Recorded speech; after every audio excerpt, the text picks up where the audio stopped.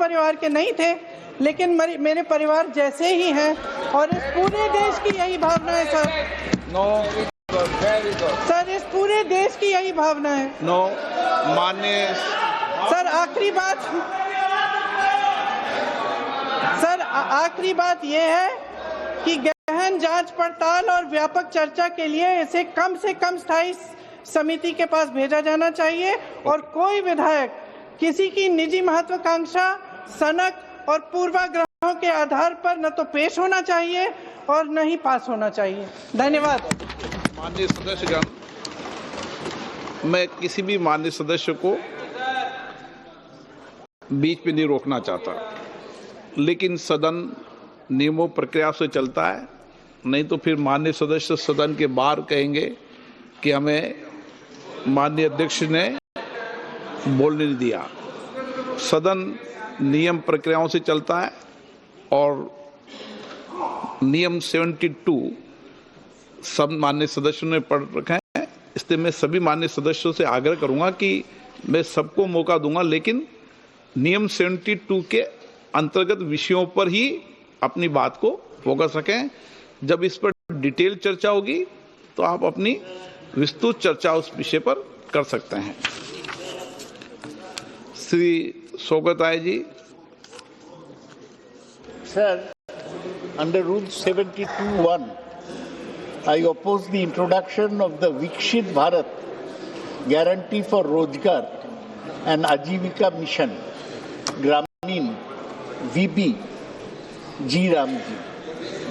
Sir, I oppose. Thailand से भारत परिवार के नहीं थे, लेकिन मेरे परिवार जैसे ही हैं और इस पूरे देश की यही भावना है सर। सर, इस पूरे देश की यही भावना है। माननीय सर, आखिरी बात यह है कि गहन जांच पड़ताल और व्यापक चर्चा के लिए इसे कम से कम स्थायी समिति के पास भेजा जाना चाहिए और कोई विधायक किसी की निजी महत्वाकांक्षा, सनक और पूर्वाग्रहों के आधार पर न तो पेश होना चाहिए और न ही पास होना चाहिए। धन्यवाद। माननीय सदस्यगण, मैं किसी भी माननीय सदस्य को बीच में नहीं रोकना चाहता, लेकिन सदन नियमों प्रक्रिया से चलता है, नहीं तो फिर माननीय सदस्य सदन के बाहर कहेंगे कि हमें माननीय अध्यक्ष ने बोलने नहीं दिया। सदन नियम प्रक्रियाओं से चलता है और नियम 72 सब माननीय सदस्यों ने पढ़ रखा है, इसलिए मैं सभी माननीय सदस्यों से आग्रह करूंगा कि मैं सबको मौका दूंगा, लेकिन नियम 72 के अंतर्गत विषयों पर ही अपनी बात को फोकस रखें। जब इस पर डिटेल चर्चा होगी तो आप अपनी विस्तृत चर्चा उस विषय पर कर सकते हैं। श्री शौकत आय जी।